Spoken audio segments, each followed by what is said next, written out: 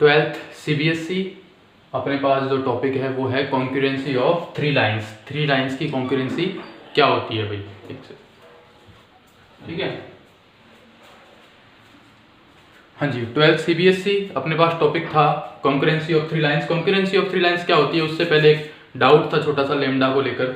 वो क्या था वो मैं बता देता हूँ मैं आपको कि मान लो एक लाइन की इक्वेशन है ए एक्स बी वाई प्लस सी बराबर 0, ठीक है। एक पॉइंट है P x1 और y1, एक पॉइंट है Q x2 और y2 को लेकर। ये दोनों पॉइंट है एक लाइन सेगमेंट बनाते हैं। क्या बनाते हैं? एक लाइन सेगमेंट, ठीक है। और ये एक लाइन है जो इस लाइन सेगमेंट को डिवाइड करती है। लाइन सेगमेंट को क्या करती है? डिवाइड करती है। किस पॉइंट पे डिवाइड कर रही है? मान लो ये R पॉइंट पे डिवाइड कर रही है। किस पॉइंट पे डिवाइड कर रही है? R पॉइंट पर। तो ये किसी ने रेशो में डिवाइड करेगी। मान लो ये m रेशो n में डिवाइड करेगी। किस रेशो में डिवाइड करेगी? m रेशो n में। इसको मैंने मान रखा है m/n, यानी कि लेमडा रेशो 1 में डिवाइड करेगी। किस में मान लिया मैंने? ये लेमडा रेशो 1 में। तो इस लेमडा की वैल्यू क्या होगी? इस लेमडा की वैल्यू होगी माइनस ऑफ इस पॉइंट को इस लाइन से सेटिस्फाइड करवाओ ax1 by1 c upon ax2 by2 plus c2 या c1। ये इस रेशो में क्या करेगी? इसको, इस लाइन को क्या करेगी? ये डिवाइड करेगी। ये था लेमडा का कॉन्सेप्ट भाई, कि ये लेमडा क्या होता है। जैसे कि मान लो ये 2/3 में डिवाइड कर रही है, यानी कि 2/3 में डिवाइड कर रही है। किस में डिवाइड कर रही है? ये 2/3 में। माइनस का अगर करता तो ये कौन सा होता भाई? एक्सटर्नल डिवाइडेशन होता है। कौन सा डिवाइडेशन होता? एक्सटर्नल। और इंटरनल में क्या आता है? प्लस आ जाता है। इंटरनल में क्या आता है? प्लस आता है। इतनी सी कहानी थी किसकी? लेमडा की। और अपने अपने टॉपिक के ऊपर आते हैं। कॉन्करेंसी क्या होती है भाई?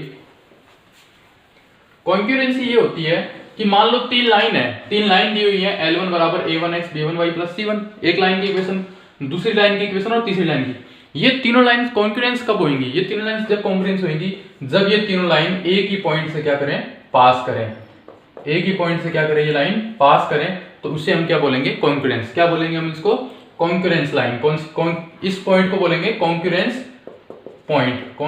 कॉन्करेंस पॉइंट बोलेंगे। कौन सा पॉइंट बोलेंगे? कॉन्करेंस पॉइंट बोलेंगे, ठीक है। और इसकी कंडीशन क्या होती है? मान लो क्वेश्चन ये आ गया कि ये तीनों लाइन है, ये कॉन्करेंस होंगी, ये पता करो कि ये तीनों लाइन कॉन्करेंस होंगी। तो इसकी कंडीशन ये होती है, मैट्रिक्स के अंदर a1 b1 c1, sorry determinant के अंदर a2 b2 c2 और a3 b3 c3 बराबर क्या हो जाएगा? 0। बराबर क्या हो जाएगा? 0। ये कंडीशन है कॉन्करेंस होने की। ये क्या है? कंडीशन है कॉन्करेंस होने की। ये क्या है? कंडीशन। और इसको सॉल्व करना आपको आता ही है। a1 ले लो, फिर इसको और इसको हटाओ, ये क्या हो जाएगा? b2 c3 minus b3 c2, फिर माइनस b1 लिया, फिर वो इसको और इसको बंद करो, ये और ये। इस तरीके से इसको क्या कर लेंगे? अपन सॉल्व करेंगे। तो ये है कॉन्करेंसी की कंडीशन, ठीक है भाई। ये क्या होगी अपने पास में? कॉन्करेंसी की कंडीशन हो गई। क्या होती है कॉन्करेंसी? ये आपको पता होना जरूरी है। इसके बाद में अपने पास अगला टॉपिक आ रहा है, बहुत ही अच्छा टॉपिक है अपने पास में अगला,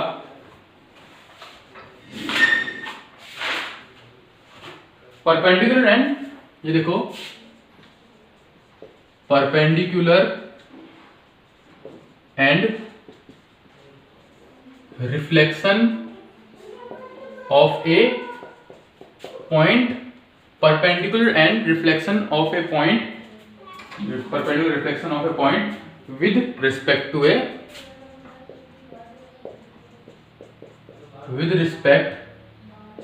टू ए स्ट्रेट लाइन। सब मतलब समझा देता हूं भाई मैं, क्या मतलब है इसका। परपेंडिकुलर फुट होगा शायद, ये फुट ऑफ द, अच्छा सॉरी, फुट ऑफ द, देखो, foot of the perpendicular and reflection of a point with the respect to the straight line. एक स्ट्रेट लाइन है, उसका मेरे को फुट फाइंड करना है। क्या फाइंड करना है? सबसे पहले फुट फाइंड करना है, और उसके बाद मेरे को क्या फाइंड करना है? उसका रिफ्लेक्शन फाइंड करना है। तो सबसे पहले फुट की बात करता हूं मैं। तो इसको फुट को फाइंड करने के लिए, देखो ये कोई पॉइंट है अपने पास में, ठीक है। ये स्ट्रेट लाइन है अपने पास। स्ट्रेट लाइन की इक्वेशन क्या होती है? ax by प्लस c बराबर 0। इसके परपेंडिकुलर फुट ये होगा भाई, ये पॉइंट होगा। इसको p बोल लो, इसको q बोल लो, इसको बोल लो x2 y2, इसको बोल लो x1 y1। अगर ये परपेंडिकुलर फुट पूछ रहा है तो परपेंडिकुलर फुट के कोऑर्डिनेट्स क्या होंगे? x2 और y2, ठीक है। परपेंडिकुलर जो फुट होगा उसके कोऑर्डिनेट्स क्या होंगे अपने पास में x2 और y2। कौन सी लाइन के? इस लाइन के, ठीक है। और अगर रिफ्लेक्शन पूछ रहा है तो रिफ्लेक्शन हो जाएगा p डैश। एक चीज याद रखना, अगर ये डिस्टेंस l है तो ये डिस्टेंस भी क्या होगी l, ये डिस्टेंस भी क्या होगी इसकी l। पहले मैं सिर्फ और सिर्फ फुट की बात कर रहा हूँ। किसकी बात कर रहा हूँ? सबसे पहले मैं फुट की बात कर रहे हैं अपन सबसे पहले। तो फुट के अंदर देखो, फुट कैसे निकालेंगे अपन। मान लो आपको x2 निकालना है तो फॉर्मूला हो जाएगा x2 minus x1 upon a। x2 ये रहा, x1 ये रहा। ये आपको फाइंड नहीं है, ये आपको दिया हुआ होगा, ठीक है भाई। ये आपको क्या हुआ होगा? दिया हुआ होगा। a b c ये है अपने पास लाइन की equation. y2 minus y1 upon b, जो भी चीज इसमें दी हुई नहीं है वो निकाल लेंगे अपन।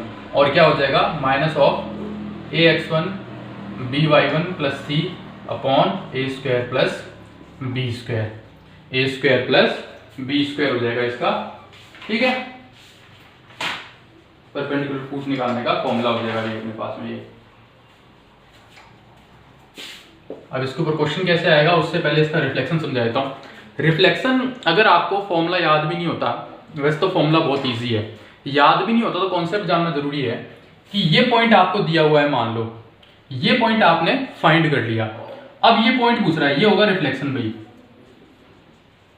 ये पॉइंट होगा आपका रिफ्लेक्शन। ये पॉइंट पूछ रहा है तो एक तरीके से देखे जाए तो इस पूरी में ये इसका मिड पॉइंट हुआ कि नहीं हुआ, तो ये मिड पॉइंट का कॉन्सेप्ट निकाल के अपन निकाल सकते हैं। मान लो एक तरीका तो ये हो गया कि मिड पॉइंट निकाल लो, डेफिनेटली आपको मिल जाएगा। या फिर ये दिया हुआ है, फिर आपको डायरेक्टली रिफ्लेक्शन ही पूछ रहा है तो फॉर्मूला लगाना पड़ेगा। फॉर्मूला देखो सेम ऐसा ही है, x2 minus x1 upon a, y2 minus y1 upon b और माइनस ax1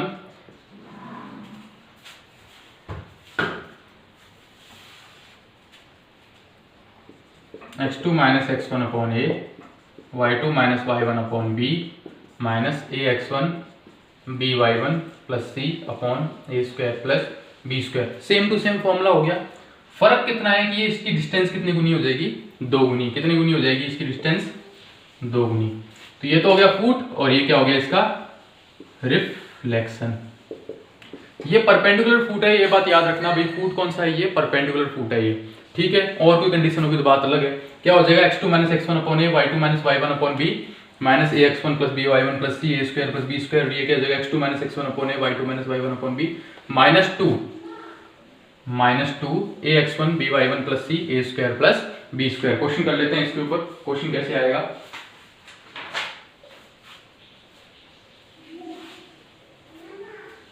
क्वेश्चन देखो,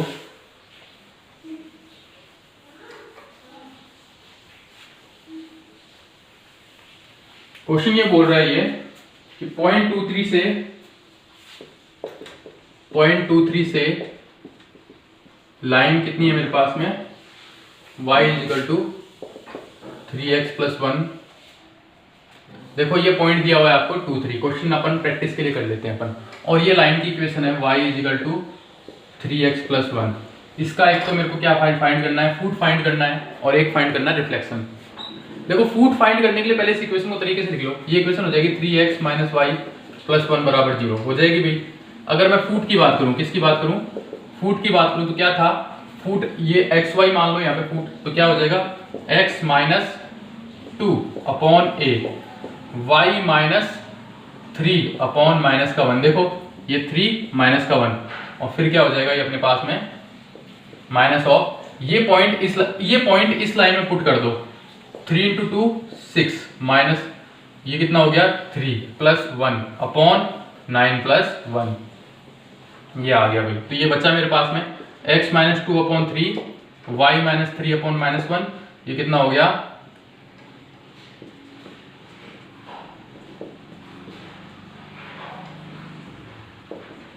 ये माइनस 2 अपॉन 5 मिल गया।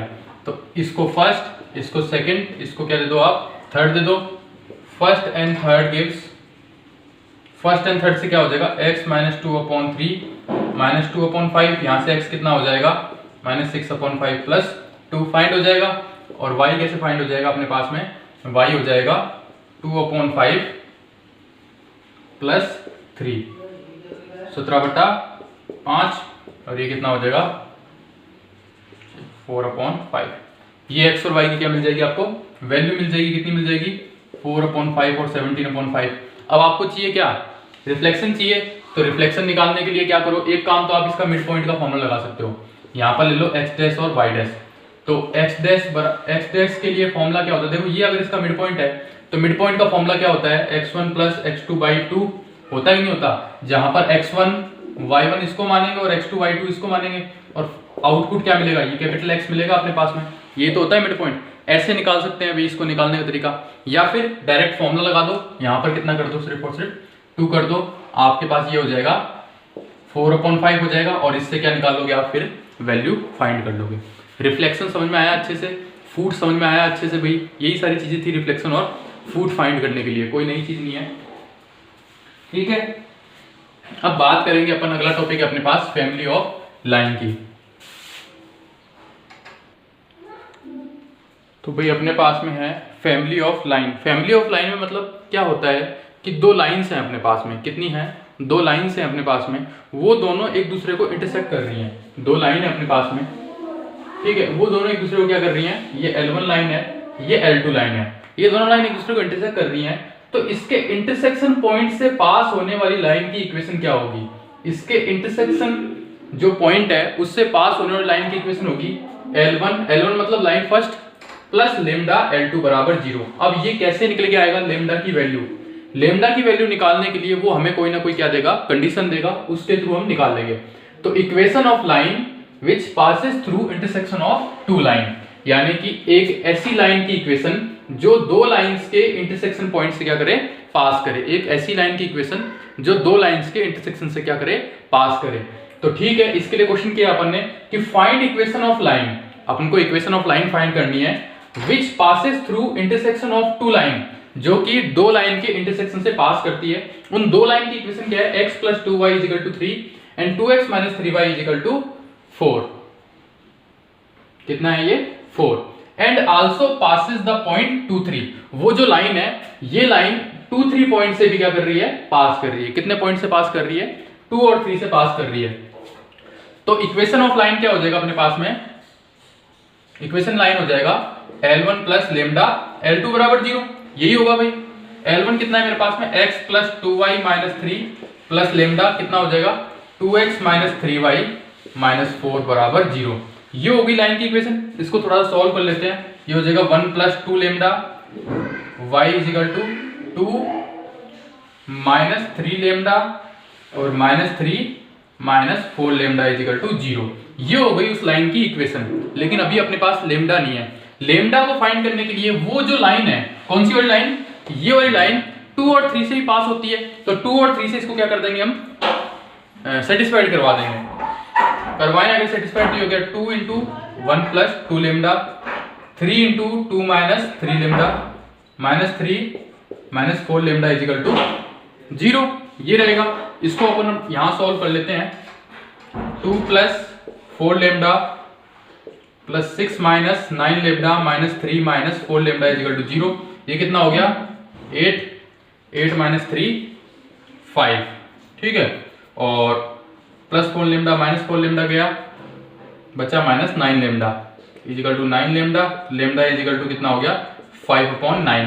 ये लेमडा की वैल्यू यहाँ पर और यहाँ पर और यहाँ पर पुट कर दो, आपकी लाइन की इक्वेशन आ जाएगी। या फिर लेमडा की इक्वेशन यहाँ पे आप पुट कर दो, लेमडा की वैल्यू कितनी, 5/9, तो आपके पास में क्या आ जाएगी, इक्वेशन आ जाएगी। देखो देखा जाए तो कितना हो जाएगा, 9x + 18y - 27 + 10x - 15y - 20 बराबर 0। देख लो, ये हो गया 19x 3y - 47 = 0। उस लाइन की इक्वेशन क्या हो जाएगी, 19x + 3y - 47 = 0। उस लाइन की क्या हो जाएगी, अपने पास में इक्वेशन हो जाएगी। इजी सी बात है, दो लाइन निकल रही हैं तो उसके इंटरसेक्शन पॉइंट से तीसरी लाइन की इक्वेशन क्या होगी, L1 + लेमडा L2 बराबर 0। इस तरीके से होगी। अब इसी के अंदर अपन और आगे पढ़ लेते हैं थोड़ा सा। देखो भाई, अपने पास अगला टॉपिक बड़ा शानदार है। एंगल बाइसेक्टर चाहिए मेरे को। दो लाइन दी हुई है, एक लाइन दी हुई है मेरे पास में L1, एक लाइन दी हुई है L2। ठीक है, यहाँ पर देख लो L2, एक लाइन L1 दी हुई है, एक लाइन L2 दी हुई है।